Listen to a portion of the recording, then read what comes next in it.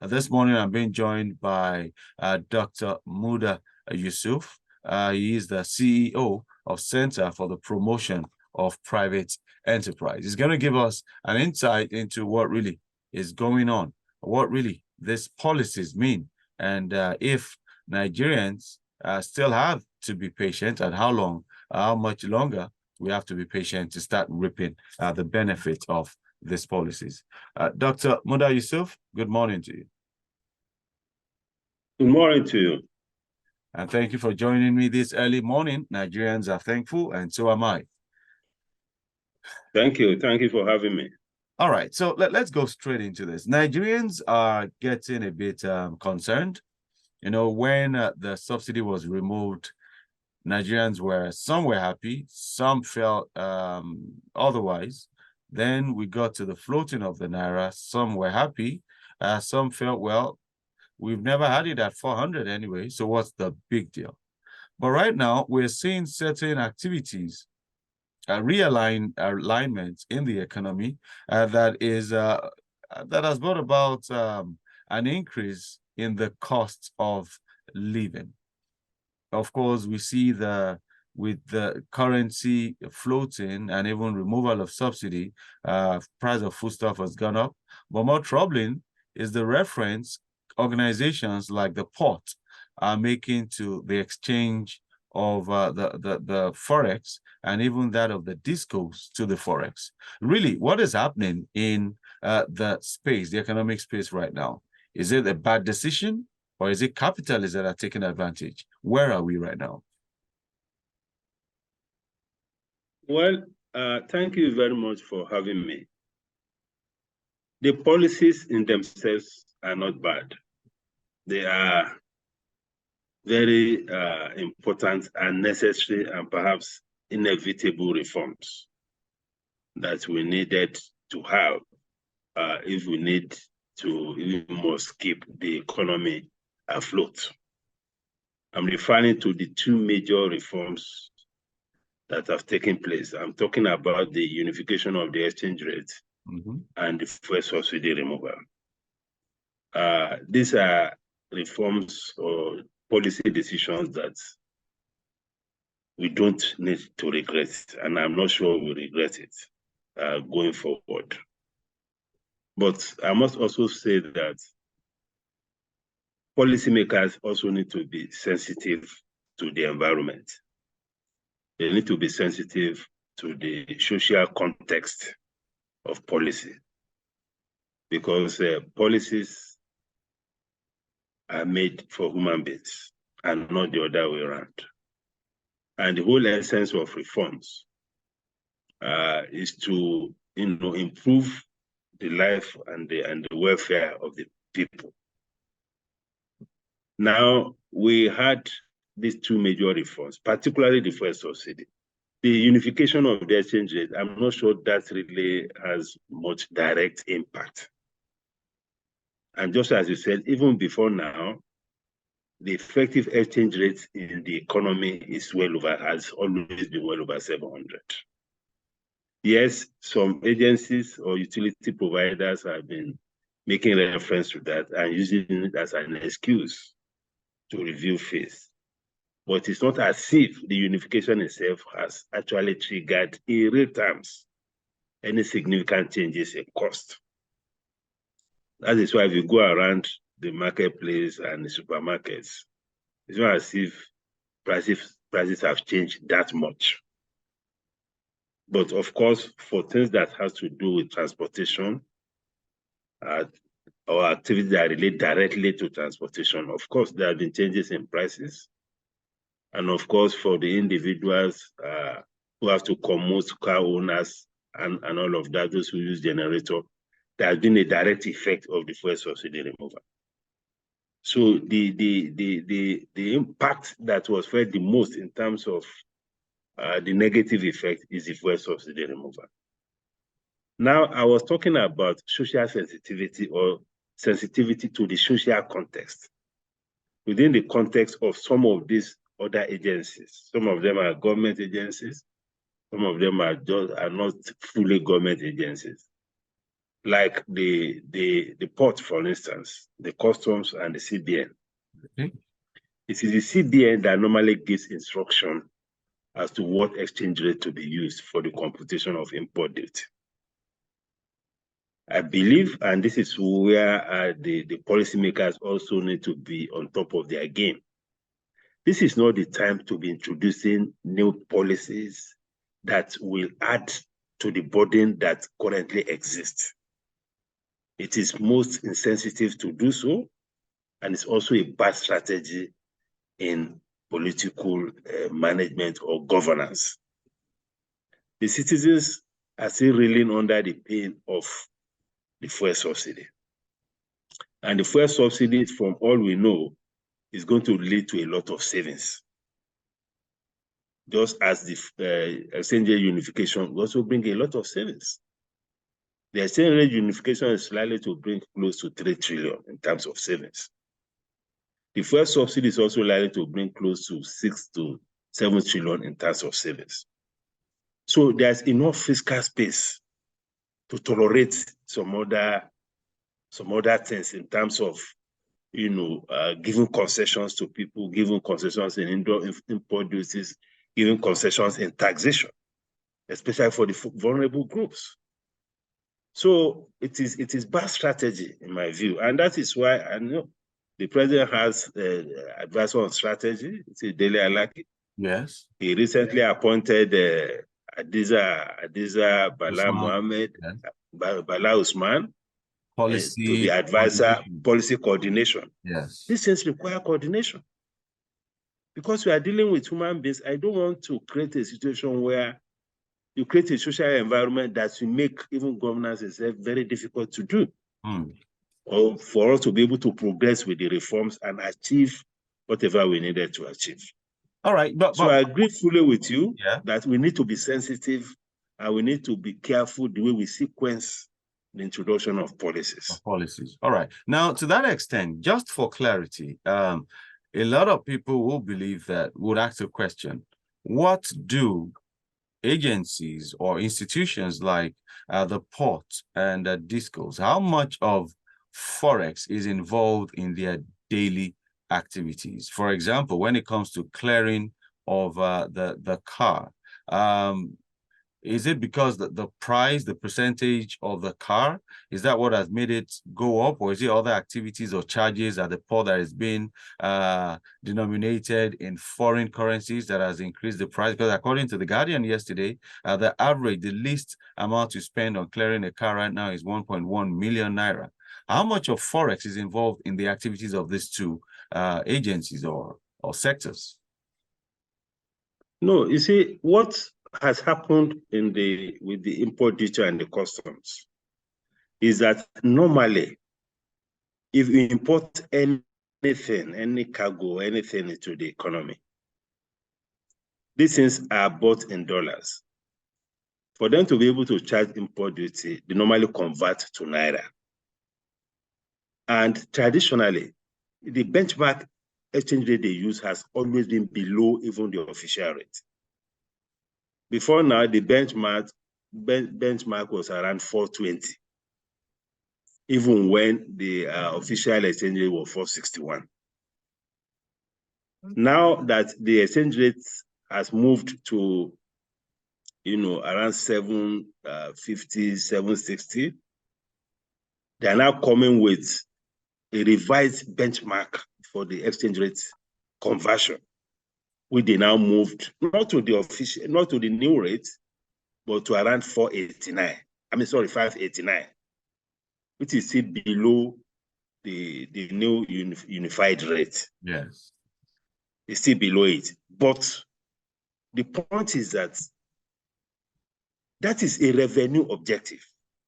It's not as if the exchange rate is doing anything to what the customs is doing or the cargo clearing. No. It's a revenue objective. They want to optimize revenue. So the point I'm saying about sensitivity is that the agencies of government need not allow that to happen, because it's not good even for the reputation or image of the administration itself. All this kind of thing projects the administration as not being sensitive. This is purely a revenue thing. And the steps have been taken is already giving you even much more revenue. What is the total revenue that customs is bringing to the economy? I'm not sure it's more than 2 trillion naira. For the unification alone, you can make close to 4 trillion. So you can afford to give away a lot to the citizens. So is it right to say that, so are you saying now that it should have been left at 420? And if that is the case, would we have still achieved the purpose of currency unification? No, we could have left it at 420.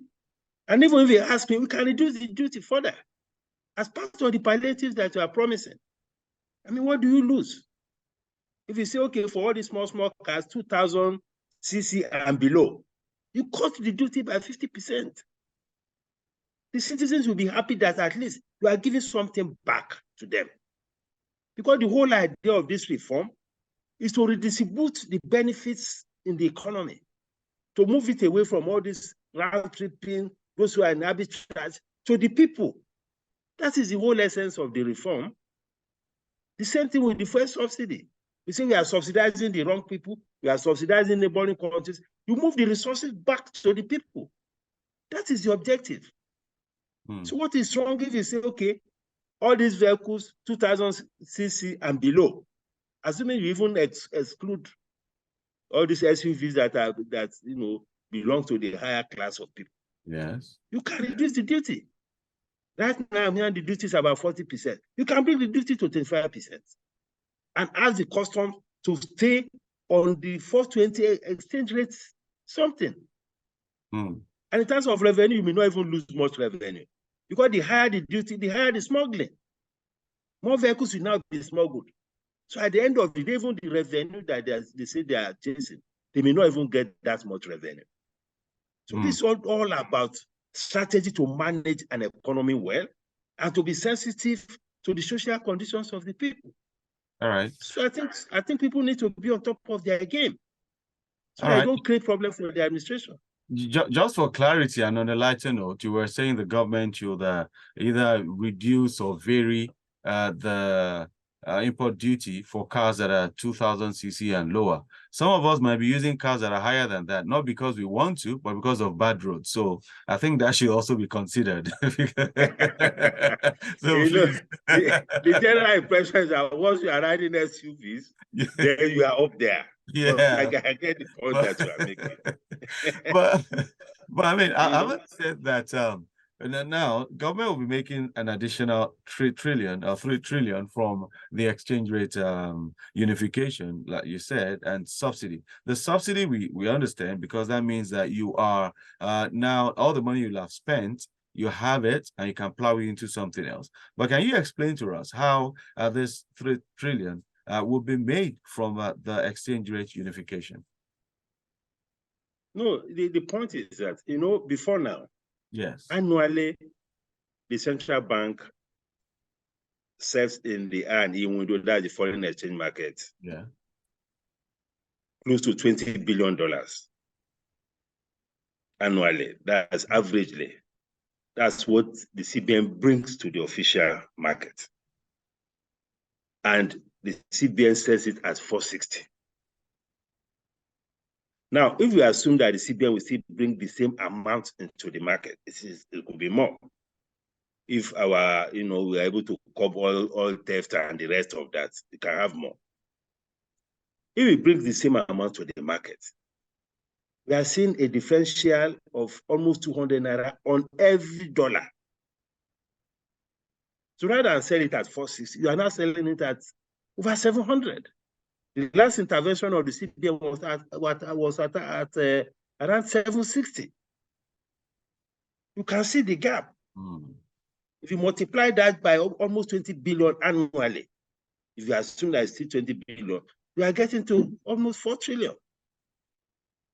So these are the arbitrage that some people have been creaming off when they buy from the official window and sell at the parallel market window. So with that, you now have some fiscal space. You have some room to give concessions to the people in form of this palliative, apart from all the salary thing they are talking about. How many people are on the payroll? of either the government or even the private sector. You have so many people who are just on their own, hustling here and there. And one of the easiest ways to give concession back is through taxes and through import duty. Those are quick wins. Of course, we talk about refineries, talk about building roads, building railways. Those ones are medium to long term. But in terms of what you can do immediately, you can vary the duty. And that is perfectly within the control of the government.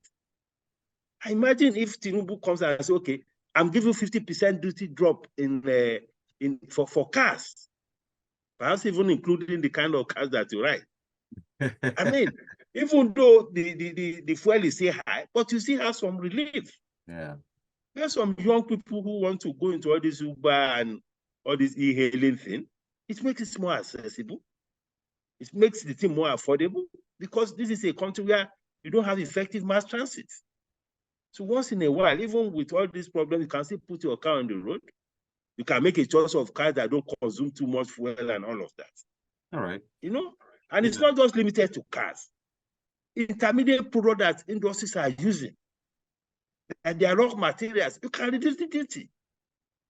You can reverse the excise duty that the last administration imposed on manufacturing. How much will all that cost us compared to what we are gaining from both the subsidy and the unification of the exchange rate? All right. Now, and even all this electricity tariff, I mean, the government has a response to call them to order. Yes, they are private companies. But again, when you have a people to govern and you have anything that will pose a threat to the stability of the system, you can put it on hold and work out whatever you can work out with them so that you can have peace in the way you manage the economy. So that's that is where I see it. Thus far, like you said, the policies are okay, according to, the expert views, but the coordination and the process, one would ask that for every policy, there is meant to be a policy implementation plan or strategy. For example, this fuel subsidy has been removed. At what point, what percentage of probably increase in the global market will affect or cause an increase in the cost at the fuel pump? At what level of a decrease in the cost in the global market will we begin to see a decrease in the cost at the fuel pump? How will these funds be saved where there is a surplus? Have you seen any policy strategy on what, as it concerns the fuel subsidy removal? And I'm asking this because in order to understand the whole process better, a few weeks ago, I interviewed Mr. Seth Tekpe. He was the Minister for Finance in Ghana in 2015 when subsidy was removed. So he midwifed the entire process. And, while talking to him, I picked some things about the actual policy plan. Do we have any policy plan as it concerns fuel subsidy in Nigeria that you are aware of as of today? Well, I know that there is a plan, first on how more players will be brought into the arena, because up until now, it is only NNPC that have been providing the petroleum products. 6 more. And that in itself was creating a problem, because once you have a monopoly situation, you have room for exploitation of consumers. So to that extent, the importation is being liberalized. Other players are now having access to foreign exchange to be able to import and compete. And one of the best ways to protect consumers, which is the ultimate in all of this, is to ensure that there's competition. Competition works better even than fixing of prices. So when we have more players in the market, yes, we are likely to have a better moderation in price. But 2 key variables could also affect the price, the landing cost. The exchange rate is one. The global commodity price, that's the global oil price, is another. You don't have control over the global oil price. all is dependent on all this Ukraine war, whether it is summer, whether it is winter, whether, all those variables affect the global oil price. Yes. The exchange rate, now we have floated it. But the government also, in the interest of social stability, also have a responsibility to ensure that we don't have excessive volatility in the market. We cannot leave the market entirely to market forces. There should be a framework to be able to intervene as and when necessary by the central bank and depending on the reserves. And now that we have floated the currency, a lot of autonomous funds are now coming in. So the pressure on the CBN is likely to be less. So they should be in a better position now to be able to intervene as and when necessary within a particular band. I don't know what the band they have in mind. But the reality is that because we already have pent-up demand up until now, in the short term, we are likely to see a lot of pressure, which is what we are seeing. Because there are so many demands that have not been met under the previous policy dispensation. So when you unleash that kind of demand in a market system, you are likely to see a lot of pressure, which is what is manifesting now. So my view is that maybe in another month, 2-3 months, this pressure will begin to gradually fizzle out.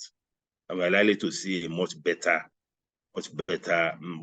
exchange rate. But the important thing by way of strategy is that the government should be on standby, the civilians should be on standby to ensure that we manage this currency within a particular band. Because what we actually have is a managed float. It's not an absolute float. And no country just leaves its currency completely to these volatilities. No country does that. Okay, the so whole essence of not your breaking reserve. any rule. No, certainly not. The whole essence of the reserve is also to protect your currency. You don't keep reserve for the sake of keeping reserves. You keep it so that you can use it to support your currency as and when necessary. But the beauty of the current dispensation is that the pressure of supplying the foreign exchange is no longer entirely on the shoulders of the central bank, which is what we have had in the last few years. We now have a lot of autonomous funds coming in to complement whatever the central bank will have to bring in. That is what it is, and that is what the strategy should be. All right. Now, the government also has a responsibility, even for the importation of petroleum products in the short term. Okay. All the taxes and charges that you impose on them, you waive them for now, so that the landing cost will not be too high. Because you cannot afford to increase the fuel price beyond what it is if you don't want any social backlash. This is what I think the government and the strategy people should be doing at this time. All right, and that's key. So we can still, there are so many other ways through which you can manage the volatility or the imminent or likely volatility of the currency. Now, one quick question, deviating a bit. Now, the airline operators, some foreign airlines, are still looking for a way to get their funds out of the system, and that has affected relationship between Nigeria and some of these airlines. Now, if these airlines are to take their forex out of a system, would it affect the stability of our currency in any way, seeing that it runs into, was it millions or so of dollars that are stocked up right here in Nigeria? Or is there a way through which you can manage this process? Well, under the current policy regime, and that is what I was talking about, pent-up demand.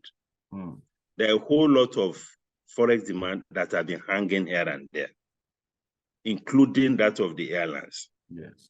We also have foreign direct investors who have not been able to take their money out. You have portfolio investors who have not been able to take their money out. So we have a huge backlog. Wow. Which is generating demand at the earn-in window. So that is why we are seeing what we are seeing, and this may be with us at least for some months before the rate begin to stabilize. So my thinking is that I mean, there should be a structured way of allowing the airlines to also meet their demand at the R&E window. Because at the R&E window, there is no restriction, you know. But whether the R&E window can support in one fell sweep demand of over $800 million. That is it. Is what I'm not sure of. So again, when you have a market economy, it doesn't mean that you cannot intervene to regulate some things. Okay. So there must be a structured way of also opening the window for the airlines to be able to clear this backlog.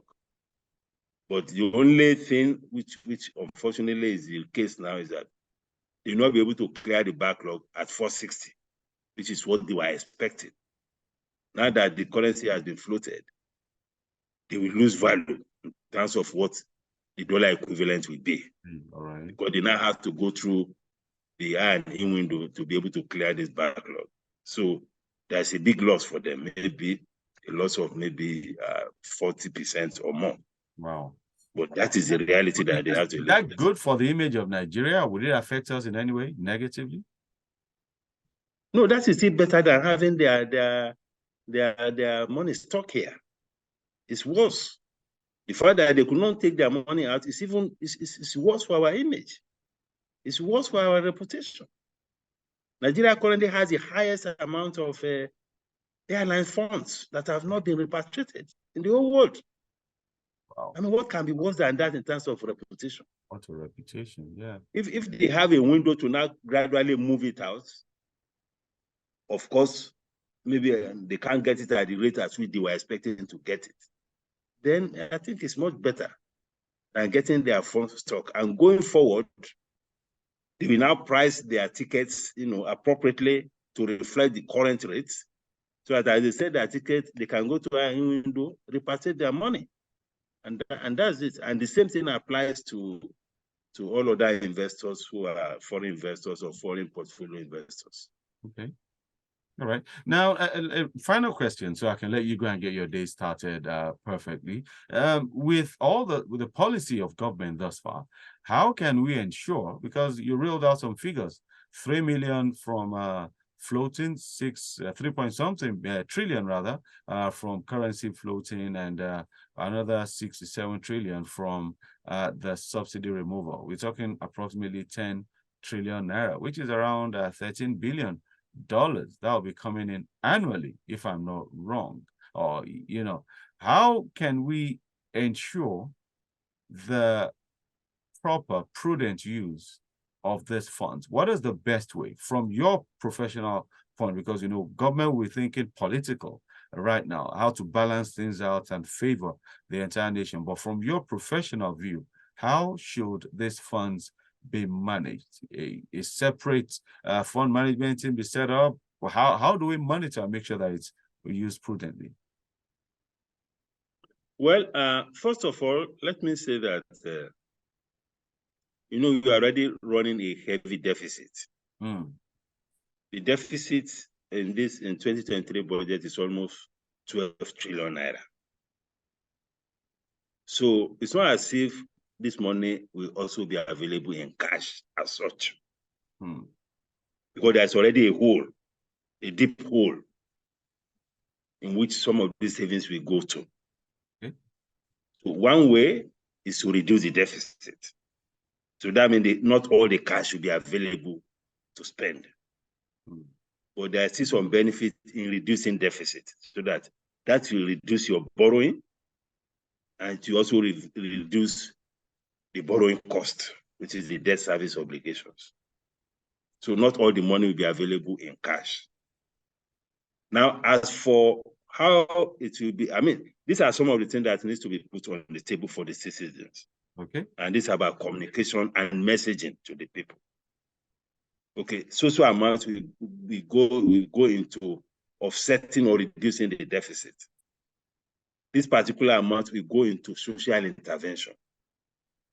This amount will go into giving up on some of these earlier things that I said. The reduction in taxes, reduction in import duty, and all of that, to support other segments of the economy, to support SMEs, and to support the citizens. I mean, you just talk about cars. I mean, why should it be that expensive? I mean, why should we be talking about 40% import duty? It's not acceptable. You can't give up that easily. And how much will it cost us anyway? So all those concessions will also cost money. But what is important is to ensure transparency in all of these things and make the figures available. And for the states, whatever is going to the states as additional revenue, the government should publish it. Okay. So that the citizens themselves will go after their states and say, okay, what have you done with this additional money that has come from subsidy? So it is for the citizens to hold their states governments and local governments accountable. So citizen participation is also very key in ensuring good governance. We had that during I think Okojo-Iweala or something. Each time there's an allocation, the Okojo-Iweala will publish everything about all the states. And when we ask, why are you doing this? He said he wants the public to know so that the citizens can also demand accountability. That is the best that the federal government can do as far as the subnational is concerned. Put the information out there. They have this money, go after them and ask them how they spent it. All right. I think that is the best strategy. Okay. Dr. Muda Yusuf, CEO of Center for Promotion of Private Enterprise, thank you for your time this morning. Thank you very much, Carl. Thank you. My pleasure. And please do remember to pass the message across that if they can lift up the bar a bit, the above 2000 cc, we'll appreciate it. Okay. I like that. Thank you. All right, so enjoy your day. So Nigerians, Lagosians, the world at large is over the curtain right now on this interview. We're bringing you up to speed on events that are happening. We all need to understand the economy. We've participated in the politics. Now the governance bit of it, we need to be a part of it.